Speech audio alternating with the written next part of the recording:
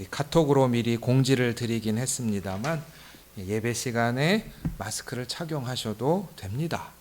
마스크를 착용해 주시기를 부탁을 드리고요.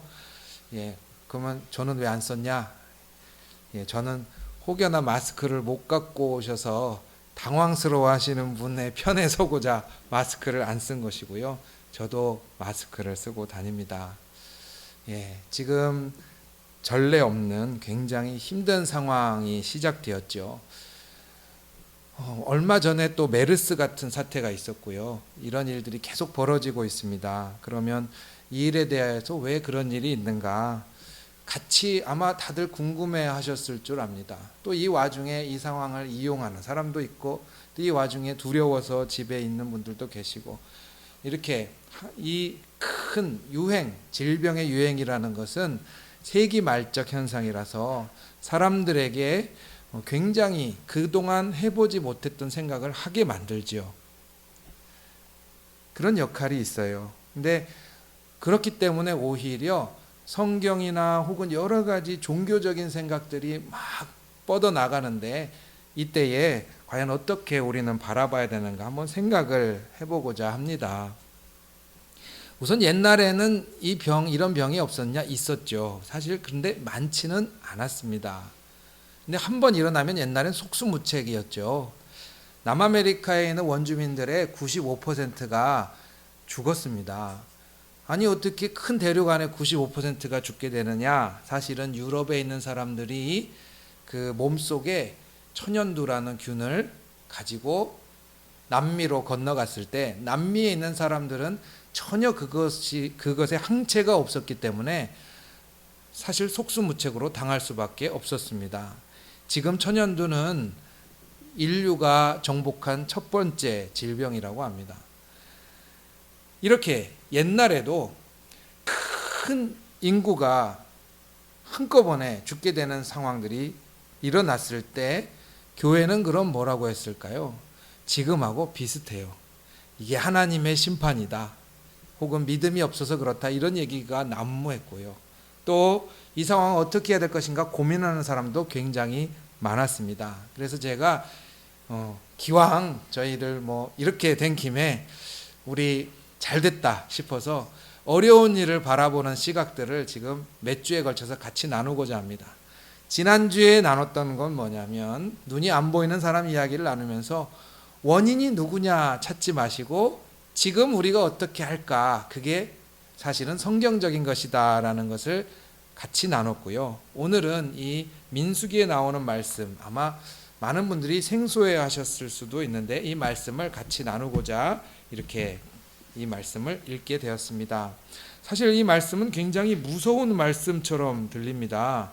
하나님께서 비켜라, 내가 벌하겠다.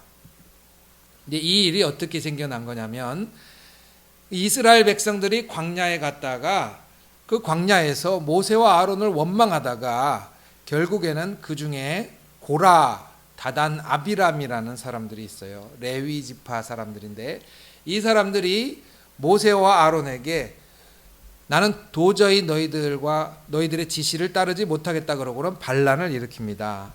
그리고는 고라와 다단, 아비람이 하나님의 심판을 받자, 하나님의 심판을 받은 것도 너희들 때문이다 라고 얘기하고는 모세와 아론을 향하여 죽이고자 합니다. 그때 하나님께서 나타나셔서 백성 가운데 연병을 내립니다.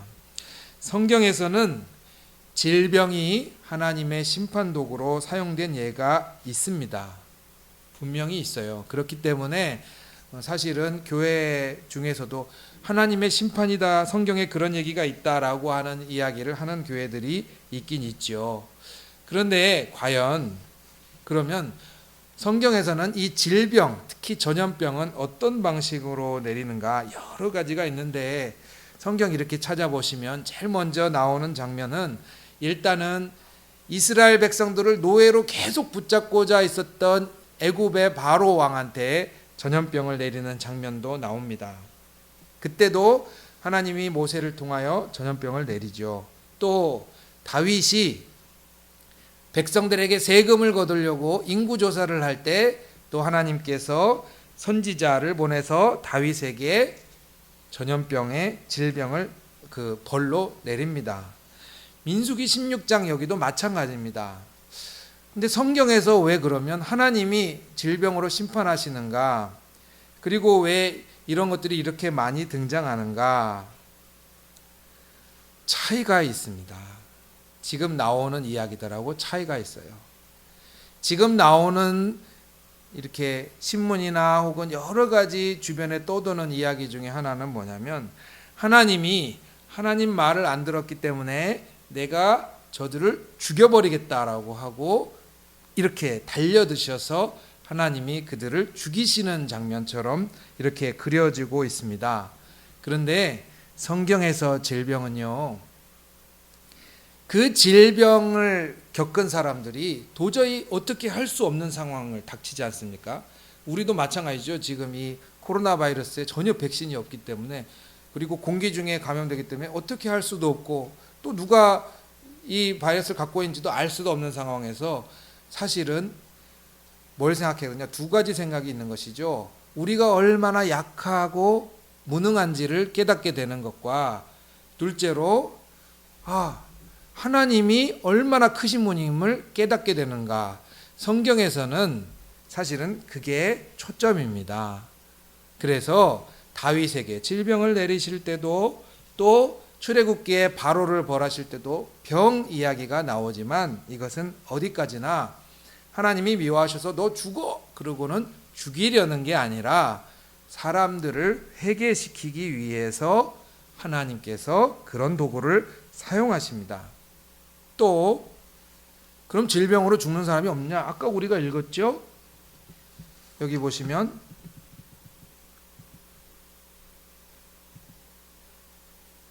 (49절에) 보시면 죽은 사람이 있어요. 그럼 죽은 사람은 뭐냐?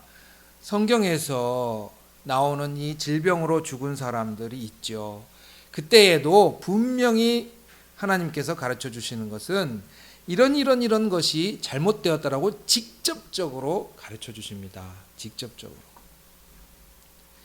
지금 상황하고 성경을 보실 때 뭐를 비교하셔야 돼요? 지금 하나님이 코로나 바이러스로 죽는 사람이 뭐가 잘못했다고 직접적으로 가르쳐 주셨어요? 지금은 그런 시절이 아닙니다. 그렇지 않죠. 그렇기 때문에 하나님께서 죽이셨다라고 이야기하는 건 사실은 굉장히 위험합니다. 그래서 교회를 안 다니는 사람들이 또 이런 논리를 폈더군요. 인터넷을 보니까. 그러면 하나님께서 죽이신다고 그렇게 당당하게 말하는 교회 다니는 사람들은 왜 교회 갈 때 마스크 쓰고 가냐? 자기들은 절대 안 죽을 거라고 생각해야지 왜 마스크 쓰고 다니냐? 이렇게 또 논리를 펴기도 합니다. 그렇죠? 사실은 하나님께서 그들을 믿지 않으니까 죽이셨다라고 해버리면 이 세상에 믿지 않는 사람들이 만나는 하나님의 모습은 어떤 모습이에요? 굉장히 속이 좁고 그리고 폭력적인 하나님을 만나게 되겠죠. 근데 그런 하나님은 저희들이 하나님의 참모습이 아니라는 것을 여러분 다 아실 줄 압니다. 하나님의 모습을 두렵게 하는 것, 그것은 복음이 아니겠죠. 그래서 말씀을 찬찬히 보셔야 되고, 또 여러분이 말씀을 보실 수 있게 제가 도와드리는 것이 제 역할일 것입니다. 그래서 여러 가지 자연재해나 질병이나 이런 이야기들이 나오지만 사실은 성경에서는 분명히 하나님으로부터 직접적인 뭐가 잘못했으니까 이렇게 해야 된다라고 하는 메시지가 있거나, 혹은 그렇지 않은 경우에는 오히려 정반대의 경우가 생깁니다. 그게 뭐냐면 여러분들이 아시는 사람 중에 욥이란 사람이 있어요. 욥이란 사람은요, 너무 신실하고 하나님을 잘 믿었어요. 그런데 자녀도 잃고 재산도 뺏기는 일이 생깁니다. 자기 몸에도 질병이 생기죠. 그때 욥의 친구들이 계속 뭐라고 하냐면 이건 하나님의 심판이다. 이건 하나님의 심판이니까 너가 잘못했다고 빨리 얘기해라라고 계속 이야기합니다. 근데 욥기를 끝까지 읽어보시면요, 하나님이 나타나셔요. 그리고 욥이 왜 이렇게 나는 고난을 받아요? 라고 질문을 합니다. 근데 하나님께서 해주시는 말씀이 뭐냐면, 하나님은 너희는 인간이니까 내 뜻을 잘 모른다. 그리고 하나님의 심판이 아니라는 것을 가르쳐 주셔요. 단지 뭘 알게 되느냐, 우리가 참 지혜가 없구나라는 것을 그저 가르쳐 주십니다. 욥기에서 우리가 잘못 읽게 되면 어떤 일이 생기겠어요? 집집마다 병이 있거나 혹은 자연재해가 있거나 이런 일들이 생기면, 저 사람은 심판받은 사람이라는 친구들의 실수를 하게 되는 것이죠. 그래서 욥기는 친구들처럼 실수하지 말라고, 그래서 욥을 의인으로 가르쳐주고 있습니다. 지난주에도 마찬가지겠죠. 예수님이 날 때부터 눈이 안 보이는 사람에게 다가가셨을 때 제자들이 누구의 죄 때문이냐고 물어봤습니다. 그때에도 하나님이 하시는 일을 드러낸다고 이야기하고 있습니다. 오늘날 어쩌면 많은 사람들이 궁금해할 것입니다. 도대체 이 질병이나 혹은 자연재해나 이런 어려운 일들이 도대체 왜 하나님이 그렇게 하셨는가? 그런데 많은 과학들이 지금 밝혀내고 있어요. 뭘 밝혀내고 있느냐? 옛날보다 질병의 대유행이 늘어나고 있습니다. 왜 늘어나는 줄 아세요? 본래 이런 생명체들은 인간이 살고 있는 지역과 매우 많이 떨어져 있죠. 그러나 지금 이 세계의 100년은 그 어느 때보다 자연 깊숙이 들어가서 숲을 파헤치고 우리 인간이 다다르지 않은 곳까지 땅을 파헤쳐서 자원을 빼내고 그것을 재화의 가치로 활용하는 때입니다. 석유뿐만이 아니라 석탄, 나무, 금, 심지어 어떻습니까? 우리가 기존에 사용해보지 않았던 무슨 실리콘이니 이런 것까지 막 뽑아내서 다 쓰고 있죠. 그 어느 때보다 인간이 자원을 많이 씁니다. 그리고 그것을 찾아서 계속 파헤치다 보니까 뭐가 나와요? 동물 안에 있는 균도 나오고 그동안 인간과 접촉한 것이 없는 균이 나와요. 그런데 사실 옛날에는 그 균이 인간하고 접촉하면 그 사람만 죽었어요. 지금 왜 이렇게 유행이 되는 줄 아십니까? 뉴스를 천천히 보시면 나옵니다. 확진자의 동선 같은 게 신문에 나오죠. 저는 그거 보면서 느껴졌어요. 하루에도 서울과 대구와 부산을 왔다 갔다 하는 세상이 됐어요. 지금은 그 어느 때보다 사람들이 많이 돌아다녀요. 정말 바쁘게 돌아다녀요. 그러니까 한 군데에 있지 않고 전 세계로 균이 퍼져 나가고 있습니다. 그래서 세계보건기구에서는 이렇게 팬데믹, 대유행이 오는 상황을 뭐로 보고 있냐? 인간이 너무 많이 여행을 하고 있는 상황을 원인으로 보고 있습니다. 과연 이것이 하나님의 심판일까요? 그래서 다시 한번 성경을 바라보십시오. 그리고는 지난주에 제가 드렸던 질문을 이 말씀의 화두로 다시 한번 드립니다. 그러면 과연 원인은 그렇다 치고 우리는 뭘 할까요? 우리는 뭘 할까요? 과연 여기서 우리는 무엇을 할 것인가? 자, 여기 보면 민수기에 나오는 이 말씀에는 이렇게 나옵니다. 아론과 모세의 명령을 따라 향로를 가지고 회중에게로 달려간즉 백성 중에 연병이 시작되었는지라 이에 백성을 위하여 속죄하고 죽은 자와 산 자 사이에 섰을 때에 연병이 그치니라. 여러분, 이 말씀의 상황이 뭐라고 제가 말씀드렸는지 기억하십니까? 모세와 아론이 지도자인데 자기한테 반란을 일으키는 사람들을 하나님이 너 모세와 아론 가만히 있어봐. 내가 연병으로 저들을 칠 것이야. 그러고는 딱 연병을 칠 때에 모세와 아론이 화로를 들고 어디 섰어요? 48절에 보면 죽은 자와 산 자 가운데 섰어요. 어쩌면 우리들은 그렇게 생각할 수 있어요. 얼마나 교회들을 핍박하고 얼마나 하나님을 안 믿는 세상이야. 하나님 콱 오셔서 저 사람들 좀 벌해주세요. 얼마나 세상이 타락했어요. 좀 따끔하게 혼 좀 내주세요. 여기도 어떤 상황이에요? 모세와 아론에게 죽이겠다고 달려든다고 얘기했어요. 오늘 말씀에 41절에. 그렇죠?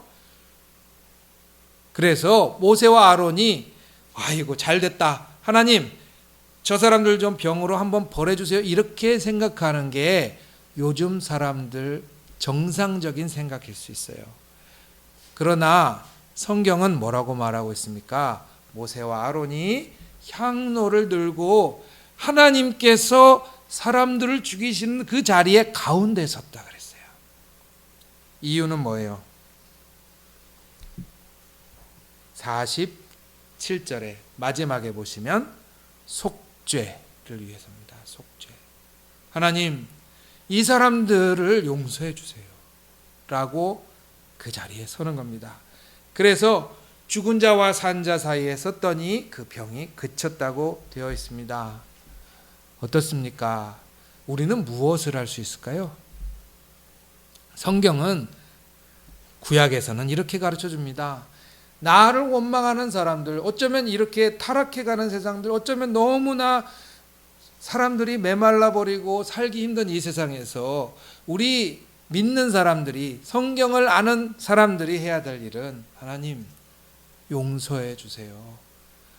저희들 너무 많이 쓰고 너무 많이 환경을 더럽히고 너무 많이 파헤치고 너무 많이 여행해서 이렇게 대유행하게 되었고 동물도 힘들고 사람도 힘든 세상이 되었습니다. 저희들 용서해 주세요 라고 죽은 자와 산 자 사이에 서는 모습을 구약에서 볼 수 있습니다. 여러분들 더 잘하는 모습이 하나 있습니다. 바로 십자가에 달리신 예수님의 모습입니다. 사람들이 조롱합니다. 아유 잘됐다 잘됐다. 그때 예수님이 뭐라고 합니까? 주님 저 사람들이 하는 일을 알지 못합니다. 원망하는 거예요? 아니잖아요. 그것이 예수 믿는 사람들의 자리입니다. 그래서 오늘 말씀의 제목은 죽은 자와 산 자 사이에 선 사람들입니다. 앞으로 저희들 교회에서도 계속 이 이야기를 나눌 것이고 뉴스에서도 계속 나오겠죠. 지금 막 심해져 가고 있는 상황입니다. 두렵죠. 원망스럽죠. 맞습니다. 그러나 믿는 사람만 할 수 있는 것을 우리 같이 해보기를 권해드립니다. 주님, 이 땅을 용서해 주십시오. 이 땅 가운데 아픈 사람들을 치유하여 주십시오. 그리고 이 땅 가운데 하나님께 온전히 기도하오니 너무나 약한 우리들을 위하여 하나님 도와주세요 하고 속죄하는 화로를 들고 기도할 수 있는 시간들이 되시기를 간절히 권해드립니다. 그때에 하나님께서 어떻게 하십니까? 여기 나오면 50절에 연병이 그침에 아론이 회막문 모세에게로 돌아오니라. 병이 그친 것도 그친 거지만 회막문에 돌아왔다는 게 무슨 말인지 아세요? 이 사람들이 관계가 다시 회복되었다라는 이야기입니다. 어쩌면 이 병은 바이러스라는 게 사실 그 수명이 길지 않기 때문에 한 사람 안에도 2주, 3주 정도 있다가 사라진다라고 합니다. 그런데 정말 더 우리를 아프게 하는 것은 뭐냐면 사람 사이에 우리가 가까이 갈 수 없고 믿음이 사라지고 심지어 한 식구 안에서도 조심조심 해야 되는 상황이 시작되었죠. 그 와중에 관계의 회복을 누가 해야겠습니까? 의사도 못하고 판사도 못합니다. 기도하는 사람만 할 수 있어요. 기도합시다. 우리 기도하면서 하나님 이렇게 아픈 속에 우리가 살아가는데 그 와중에 모세와 아론이 마을로 돌아와 이렇게 같이 살게 된 것처럼 주님 우리도 꿈꿉니다.